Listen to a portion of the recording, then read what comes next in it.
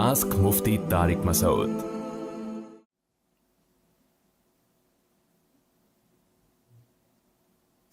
وطر میں اگر دعائے قنوت پڑھنا بھول جائیں تو کیا کریں؟ وطر دوبارہ پڑھیں یا چھوڑ دیں؟ دعائے قنوت واجب ہے، یعنی مطلق دعا کوئی بھی دعا ہو وہ واجب ہے، اور دعائے قنوت پڑھنا سنت مؤکد ہے۔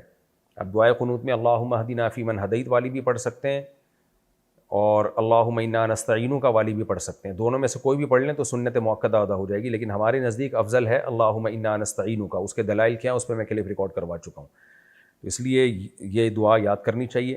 اور اگر کسی نے مطلق دعا پڑھ لی، رب اغفر وارحم وانت خیر الراحمین، یہ پڑھ لی، ربنا آتنا والی پڑھ لی، تو بھی واجب ادا ہو جائے گا۔ اور سرے سے پڑھی نہیں ہے تو پھر سجدہ سہو کرنا پڑے گا اس کو۔